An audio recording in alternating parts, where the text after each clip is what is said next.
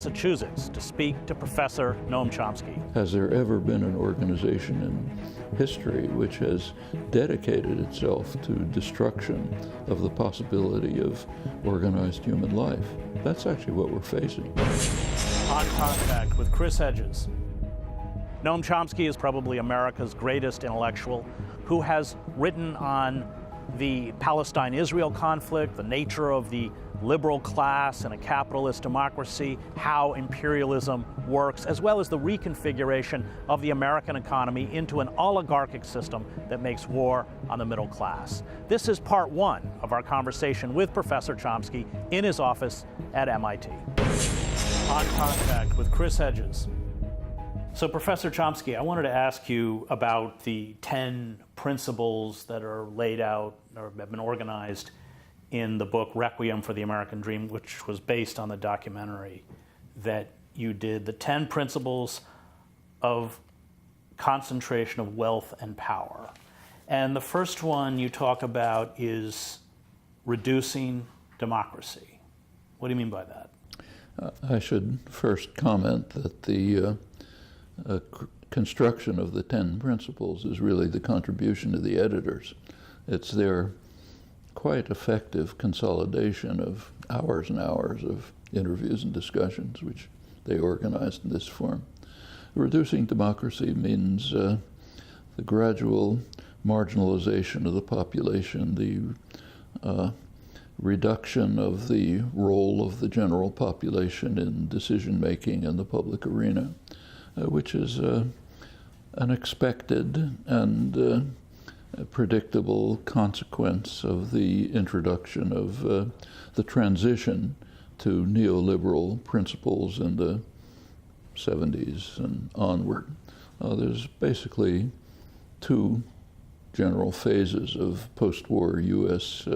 Socioeconomic history. The first phase was sometimes called regulated capitalism or embedded liberalism of the 50s and 60s. Very high growth period, egalitarian growth, some moves towards social justice. In the 60s, substantial increase in democratic participation. People became really engaged in the public arena. All of this had various effects. One effect was reduction, the falling rate of profit, which is critical. Second effect was people were becoming too engaged in public affairs. This is what Samuel Huntington called an excess of democracy. An excess of democracy. And in fact, two very important publications came out in the early 70s, both directed to this. They're interesting because they were at opposite ends of the political spectrum, but they basically came to the same conclusion with somewhat different rhetorical styles. One was the Powell Memorandum, Justice Powell Memorandum, which written by the late a corporate lawyer working for the tobacco corporations and so on, later became Supreme Court Justice under Nixon. He wrote a memorandum which was supposed to be confidential, but it leaked to the U.S. Chamber of Commerce business group, and in which the rhetoric is quite fascinating. He expressed the view of, which is not uncommon among those who really own the world, that their control is being very slightly diminished, and in the manner of a spoiled 3-year-old who doesn't get a piece of candy, that means the world's coming to an end. So you really have to read the rhetoric to appreciate it. It's the attack on the American free enterprise system. He said the business world is under severe attack, led by Ralph Nader and Herbert Marcuse. In the universities, right. And we're practically barely surviving, attack on all of everything significant in American life. And then he says, well, look, after all, we businessmen basically own everything.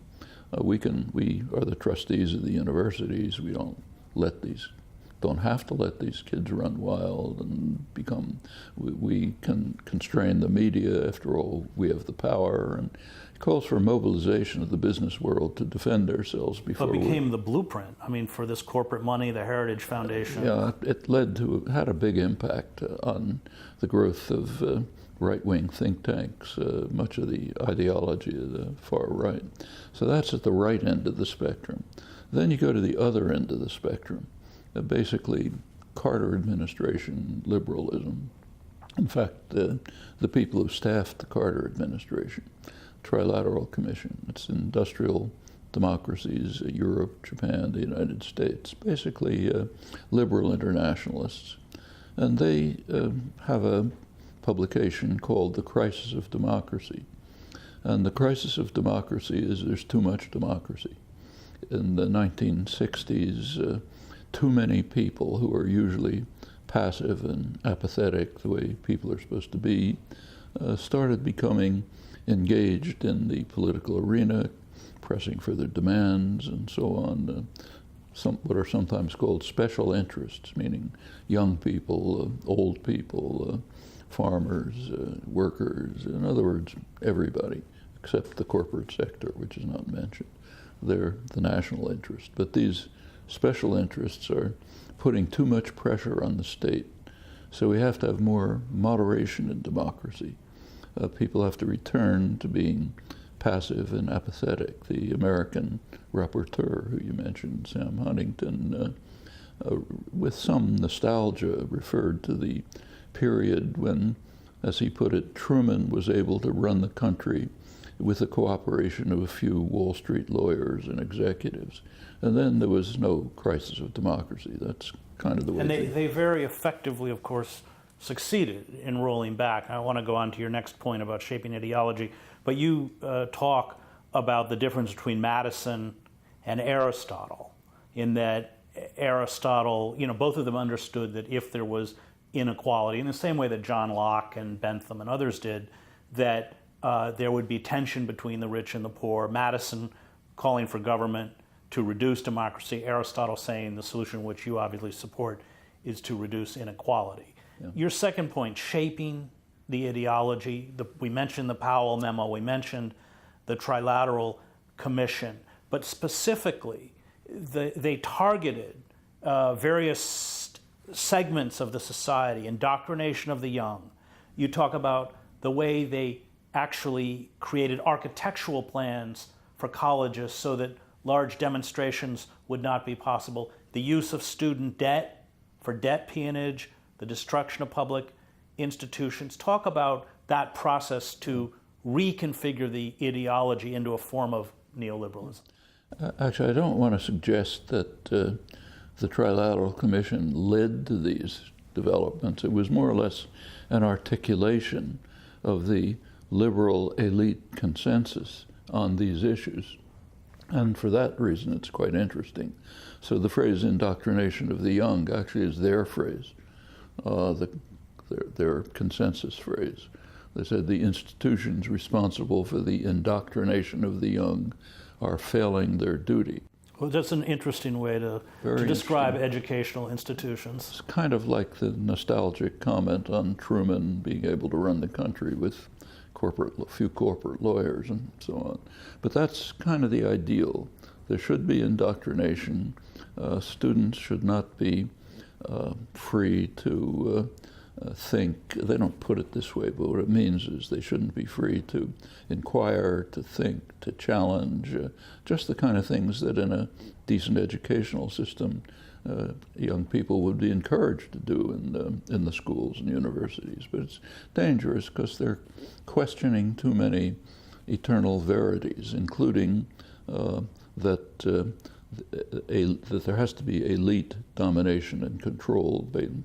This is expressed all through the history of How successful thought. do you think, looking back, that they were? How successful? Well, it's not, as I say, they were articulating a consensus that led to many developments, and it's been reasonably successful. So, for example, take a kind of a business model began to be imposed on colleges and universities. There's been a tremendous growth of bureaucracy, tilting the balance from faculty control to bureaucratic control. There's been, of course, sharp raise in tuition, which has a very strong disciplinary effect. In the 1960s, young person could say, okay, I'm going to take off a year and get involved in the anti-war movement or the feminist movement or something, then I'll come back and continue my life. You can't do that if you have a burden of debt over your head. If you come out of law school thinking, I'd love to be a public interest lawyer, but I have to pay off $200,000 in debt, you just have to go to a corporate law firm and get absorbed into that culture. And in many different ways, there are disciplinary effects imposed. Cutback of state funding for state colleges, for example, has been very sharp. You also talk about how suddenly critics of American empire or American capitalism got tarred with this anti-Americanism. Yeah, anti-Americanism is a very interesting concept. It's a concept that only exists in totalitarian states. So, for example, if someone in Italy, let's say, is criticizing the Berlusconi government, they're not accused of being anti-Italian. In the Soviet Union, old Soviet Union, you could be condemned for being anti-Soviet. In the Brazilian military dictatorship, you could be anti-Brazilian. But aside from the United States, I don't know of any other non-totalitarian, non-authoritarian country where the concept even exists. It's a very striking concept. If you're critical of policy, you're anti-American. Actually, this has an interesting biblical origin. The first use of this concept is actually by King Ahab, who was the king of ultimate evil in the Bible. He called the prophet Elijah to him and asked him why he is a hater of Israel, meaning condemning the acts of the evil king. That's the basic concept. Authority, if you challenge authority, you're opposed to the society, the culture, the community, and so on. And we see that with Trump. And we'll come back in a moment with our conversation with Professor Noam Chomsky. On Contact with Chris Hedges. Welcome back to our conversation with Professor Noam Chomsky. So let's talk about principle number 3, redesign the economy. I suppose this would have taken off, would you say, in the 1970s? Began in the 70s. You see the first steps in the late Carter administration, then Reagan and Thatcher. And what were they doing? What did you see? Well, this is the so-called neoliberal shift to try to shift decisions from the public arena to what's called the market. How do you define neoliberalism? It's basically the idea is privatize, reduce the role of the public institutions, deregulate, encourage the growth of financial institutions, a network of policies of this kind. The ideology claims it's increasing freedom. It's actually increasing tyranny. It means that instead of decisions and choices being made in the public arena, where the public in principle has some kind of role into the state, to the degree that the state is democratic, maybe an actual role, shifting it to private tyrannies, corporate sector, mostly pretty highly monopolized oligopoly. And that's when you get this imbalance between what you talk about, the manufacturing sector and the financial sector. You also have enormous growth of the financial sector. So if you go to the 50s and 60s, the regulated capitalism period, banks were basically banks, put your money in them, they lent to people to start a business, something like that. From the early 70s, it shifted dramatically to speculate, a huge increase in speculation, complex financial instruments. By 2007, before the latest of the crashes for which the financial sector was mostly responsible, they actually had 40% of corporate And profits. this is an economy where essentially you make money by manipulating money. A shift in that degree. Actually, in the 1990s is when the decline of the manufacturing sector really began. And this was specific policy. It's a combination of trade policy and fiscal policy, go into the details, but that essentially was the high dollar policy, the way in which the so-called free trade, not free trade agreements were structured, led to these effects. This is all part of the same system, and it's had consequences. One consequence is, for the majority of the population, stagnation or decline.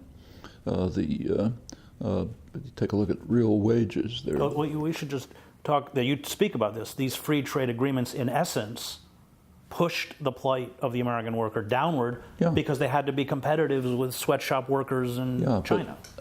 That it was putting the working people of the world in competition, but allowing freedom of capital, and in fact high protection for capital. These are not free trade agreements. So the what's called intellectual property rights is just a huge tax on the population.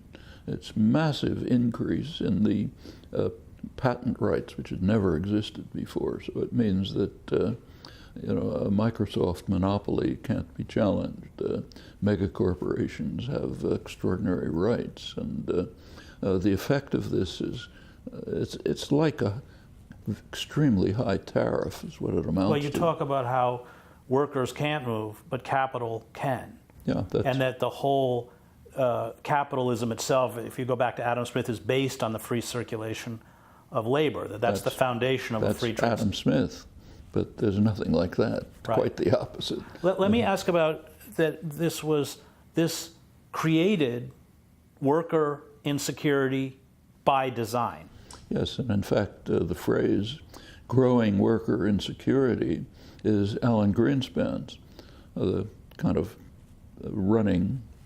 managing the system as head of the Fed. But when he was testifying to Congress on the success of the economy he was running, he attributed a large part of it to what he called growing worker insecurity. Which he saw as a good thing. That's the implication, because it keeps wages down, it keeps workers from asking for benefits, it keeps inflation low. And it breaks unions. And it keeps profits high. And it makes it very hard to organize. And he points out intelligently that this growing worker insecurity is so extreme that even when unemployment is down, as it was in the late Clinton years, still the same conditions apply. Workers are just afraid. Unions are being destroyed. And this is part of what was called the Great Moderation, by economists, the success of the neoliberal programs, which had the effect that, say, by 2007, before the crash, real wages were actually lower than they had been in 1979 when the neoliberal experiment began. That's a very sharp change. Actually, one index of the change, which is interesting, is just taking a look at minimum wage, which sets a kind of floor for wages. During the first period, regulated capitalism, minimum wage tracked productivity, which would be expected. It breaks in the 1970s. Productivity and growth go up more slowly, but somewhat. Minimum wage stays flat, which means it actually reduces. If minimum wage had continued, today it would probably be something like $20 an hour. And that's just like the actual reduction in real wages. That's an indication of the nature of these highly praised socioeconomic policies. Another effect was deregulation. Started actually in late Carter, but picked up with Reagan and extended under Clinton. That meant the beginning of crashes. In the 50s and 60s, there were no financial crashes. You had New Deal regulation. Starting in the 80s, you start getting crash after crash, each one worse than the last. Public bails them out, and that's the nature of the system. Let me move on to shifting the burden. Is another shifting the burden so that the oligarchic elites, I mean, especially Fortune 500 companies, are not paying taxes, and more of the responsibility for funding the nation falls on the backs of the working poor. Actually, there's been a very sharp reduction in taxation of the wealthy since the 50s and 60s, right through the neoliberal period. And all sorts of other devices have been developed so that the corporate sector can avoid taxes. So say take the biggest company in the world, Apple, hugely profitable. They have an office somewhere in Ireland, which is allegedly where they're based. Of course, they're based This is the here. offshoring. That's the offshore base. They were just fined, I think, something like $13 billion or something like that by the European Union for tax evasion there, but it means they're not paying it here. And there's a lot of complaint from business, of course, about the high corporate tax. If you look at the effective corporate tax, what they actually pay, it's far lower. This gives rise to what you call the precariat. The precariat is the growing worker insecurity, the fact that you don't have the security of a stable job, which is going to be continuing work, which is going to be a guaranteed pension, a chance for your children to go to college. That's radically disappearing. And you said that this system, to quote, we're headed towards a cliff. It's headed towards a cliff in many ways. The worst cliff that we're heading towards is due to market systems. There's a fundamental flaw in markets. We have a very limited market. There's massive state intervention, but it's to some extent market principles prevail. In a market, you don't pay attention to externalities, to the effect of your transactions on others. So if I sell you a car, we make a good deal for ourselves, but we don't pay attention to the fact that there's another car on the street, there's more congestion, more accidents, more pollution, others suffer. Now there's one, if Goldman Sachs makes a risky transaction, if they're paying attention, they cover the risk to themselves. That's what they did with subprime mortgages. But they don't pay attention to what's called systemic risk, right, that the whole system may collapse. That's the public's problem. Well, and climate change is perhaps... But now we have climate change. Right. That's a externality which is going to destroy us unless something's done. And the position of the savage wing of American capitalism, the Republican Party, is quite striking. They are really racing towards a precipice. Haven't you called them the most dangerous organization in world history? Was that the right? I think that's, as I pointed out, that's an outrageous statement.